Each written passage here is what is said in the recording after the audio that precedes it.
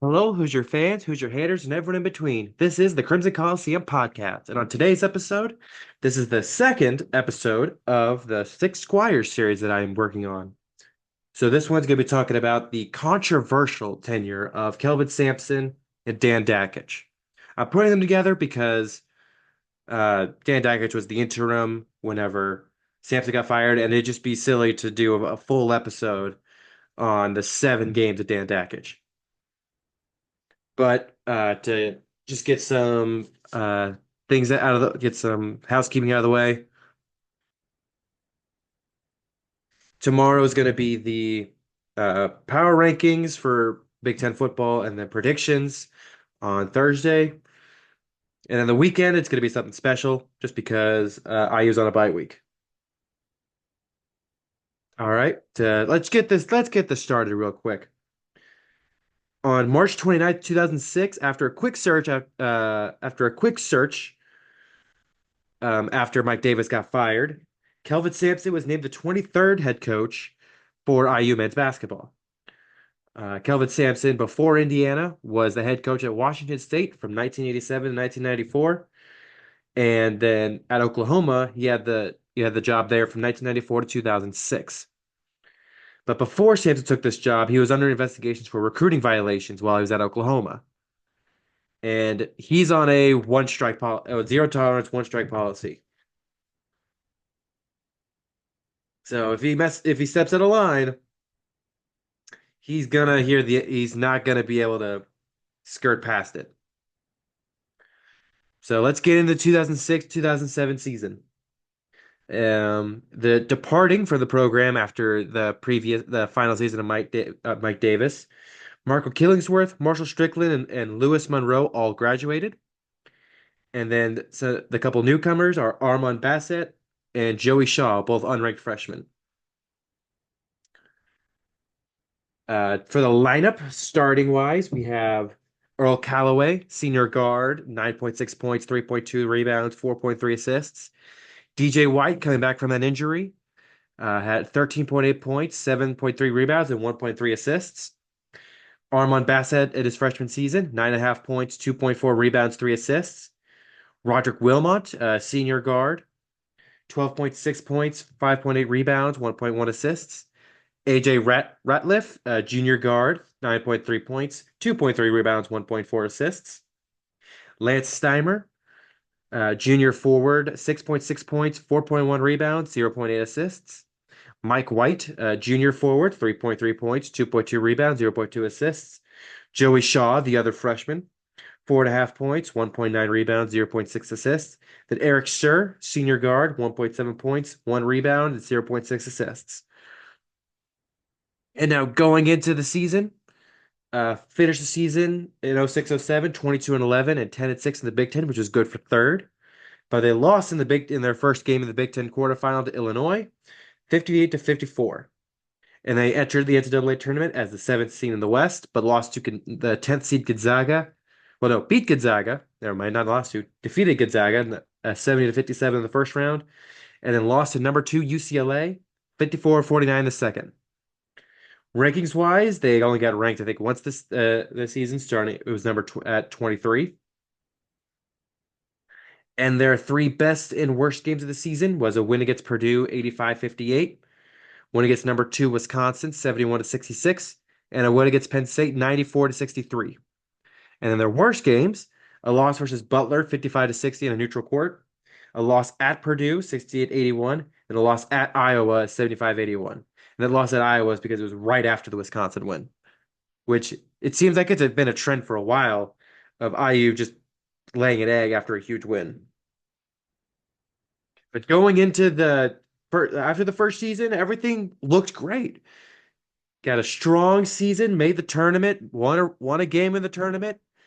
Now it's time to see if they can continue that momentum with a senior DJ White and have a great possible championship contending season. Departing from that last season's team to this one is Roderick Wilmot, who graduated. Earl Calloway, Eric Sir also graduated, and then Joey Shaw transferred to Nevada. Some newcomers, a very popular name, Eric Gordon, who was the third ranked freshman in the country, and then Jordan Crawford was also a freshman unranked. Then there's Jamarcus Ellis, who only played his junior year at Indiana. Lineup wise, Eric Gordon hit the ground running. 20.9 points, 3.3 rebounds, 2.24 assists. He was the Big Ten freshman of the year, was on the All Big Ten freshman team, and was on the All Big Ten first team. Then there was DJ White in his senior season, 17.4 points, 10.3 rebounds, and 0.8 assists. Was the Big Ten player of the year and an All Big Ten first teamer. Omar Bassett in his sophomore season, 11.4 points, 2.6 rebounds, 3.3 assists. Jamarcus Ellis in his first and only year, 6.8 points, 7 rebounds, 3.4 assists. DeAndre Thomas, a junior center, 3.6 points, 1.8 rebounds, zero point 0.5 assists. Lance Stelmer in his senior season, 4.4 points, 3 rebounds, and 0.6 assists. Jordan Crawford, freshman guard, 9.7 points, 3.4 rebounds, 2.3 assists. Kyle Tabor, junior forward, 1.3 points, 2.5 rebounds, and 0.2 assists. Then Mike White, his senior season, 1.3 points, 2.5 rebounds, 0.2 assists. And IU finished the season 25-8, 14-4 in the Big Ten, which is third. They lost in their first game against Minnesota in the quarterfinals, 59-58. But they finished as an 8 seed. They started as an 8 seed in the Big Ten tournament in the East and lost to number 9 Arkansas 86-72 in the first round. And I'll get to why, because this looks like a top 4 seed in the country type of thing. And the rankings showed it. They entered at number 9 and their high was number 7, but they finished low was 22nd and they ended unranked. Best and worst games of the season. What the best was a win at Iowa 79-76, a win versus number 10 Michigan 80-6, Michigan State 80-61, and we'll get to that. And then a win versus number 14 Purdue 77-68. Then a loss at Xavier 65-80, loss versus number 15 Wisconsin 66-68, and a loss at Penn State 64-68. And well, it looked like this could be improved upon. Like going into the last 7 games of the season, things were running well. But going into February, everything looked great. And then February 13th, 2008, the point in which the entirety of IU men's basketball changed on its head, and we could be in a completely different future if this never happened. On February 13th, 2008, Indiana received 5 major rule violations from the NCAA, along with information that they found from their own and that Indiana also found from their own investigation. And well, Kelvin Sampson knowingly participated in 3-way phone conversations with assistant head coach Rob Senderoff, who's now the head coach at Kent State, and with many prospects. And the NCAA was tipped off by an anonymous source from a coach down in Texas, the Texas area, rival to Sampson, and wanted to cause some chaos. You could pick out the pieces whichever way you want. If you know, you know. If you don't worry about it. But it was tipped off, and Indiana did their own investigation, NCAA as well, and they found that Sampson and Senderoff had many conversations with a lot of different prospects.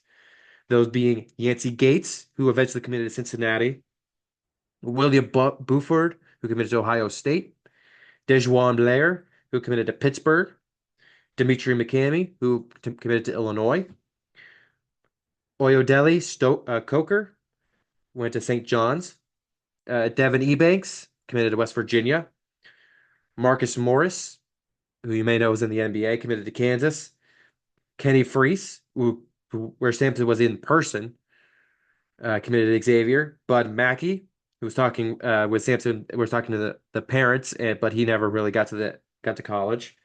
And then Derek Elston, who Sampson talked to in camp, but he did commit to Indiana. And Sampson knowingly lied to Indiana about being a part of these 3-way calls. And there's a great article in Bleacher Report about it that just goes into like a much further detail. Christopher Misi did a great article on that. Check it out if you want to. But after that 80 to 61 win against Michigan State, there was a press conference. And the problem Indiana had was that this they had a scheduled press conference. Everyone knew when they were firing Kelvin Sampson. And after that 80-61 win against Michigan State, they fire Sampson and name Dan Dakich as the interim head coach. And Dan Dakich utterly shits the bed, going 3-4 and losing both tournament games. Yes, they had a win against Purdue, but flat out you have the Big Ten freshman and player of the year on your team, Eric Gordon, future NBA. At least he's a journeyman, but he's a good NBA player. He's in Philly now. And then DJ White, who was the Big Ten player of the year. You don't win a playoff game? And then Dakich comes to complain about, oh, coaching, you got to be rough on these guys. It just doesn't work like that anymore. You can't coach the same way that you were coached because players are different. And that's just to anyone that's like, why can't like this coaching style work on everyone? Because everyone's different. Some players like to be challenged. Some players like a more rough coaching style, but well, at least with these days, a lot of players prefer a style where they get constructive criticism, where they're built up instead of broken down, because that's just that's the way they're hardwired. They're because it's just the way that is. And navigating that's important, and Dakic never did that. And if Dakic is going to complain about Malik Reneau going out to practice in a certain way, dude, like you don't need to. You don't need to because these players, because the most important thing in my opinion about coaching is chemistry. And when you coach a way that you were coached that doesn't really work with players these days, that's going to break the chemistry. But like going out of that Michigan State game, even after the head coach got fired, I'm just going to make sure that all my facts are right there.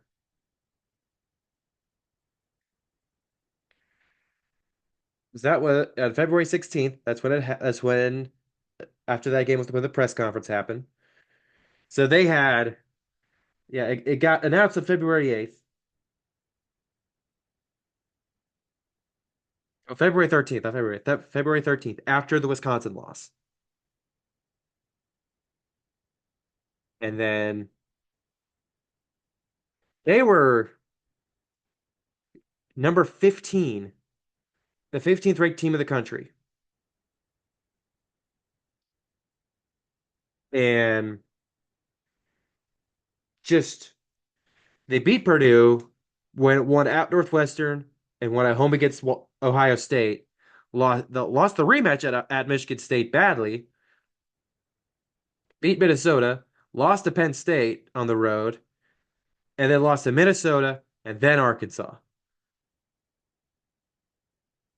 That's just that's just failing. There's a reason why the Big Ten hasn't won a championship since 2000 is because the Big Ten still has that old fashioned mindset of you got to be rough and tough and all that stuff. When finesse is what's taking over college basketball, finesse the 3-point shooting. And obviously there are criticisms to the modern regime.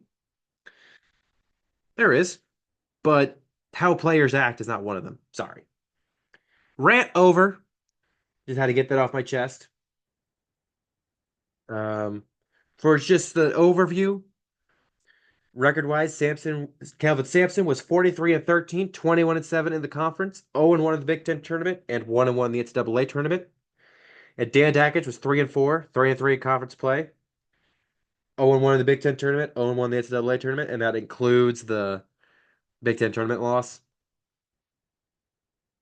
And probably the starting five for the Kelvin Sampson era, DJ White, it is 2 seasons, 15.6 points, 8.8 rebounds, and an assist.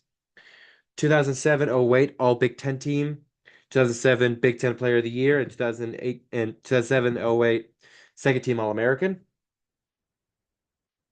Then Roderick Wilmot. It is one season as a guard, 12.6 points, 5.8 rebounds, and 1.1 assists.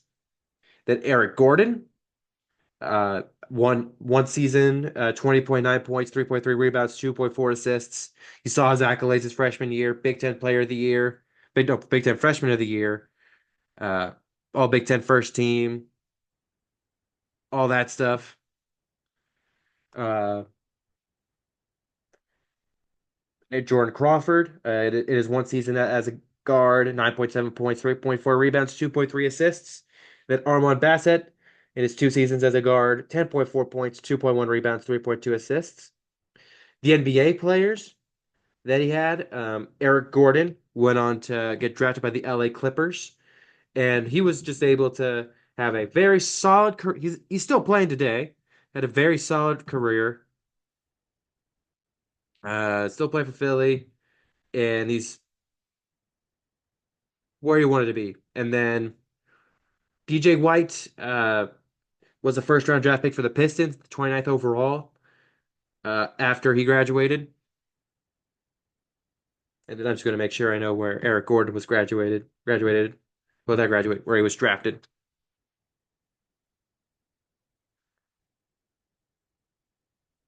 One second. And then seventh overall in that draft to the Clippers. But after Kelvin Sampson was fired, he was out of college basketball for a good 6, 7 years, and came back the 2014-15 season to Houston, where he's coaching today and having a great time doing it. And and it's just a good what if, honestly, of what if Sampson never really did the allegation? Because like all the stuff he's doing now is legal. It's making phone calls to different players not when they're supposed to. What he's doing now is technically legal, but the sanctions that happened, the ramifications for this program are still being affected today. Because with the momentum Sampson had, if he never was, if he never got hit with those allegations, there's a good chance he's still coaching Indiana today, and we could have a couple more banners up at Assembly Hall. And that's kind of what hurts the most. Is like we had a good opportunity. Because let's say he doesn't get caught and he gets some of those players, like a Marcus Morris and a David E. Banks, and obviously Derek Elston, or some other players. Like we would have been fantastic going into 08-09 and not a full-on program reset, which we've been trying to tell people. After the 07-08 season, it's been a full program reset. And we're going to get into that next week. But yeah, that's it for today. Thank you all for watching. Make sure to like, comment, subscribe on YouTube, share on all platforms, and ask yourself, what would you think would happen if Kelvin Sampson never got those allegations?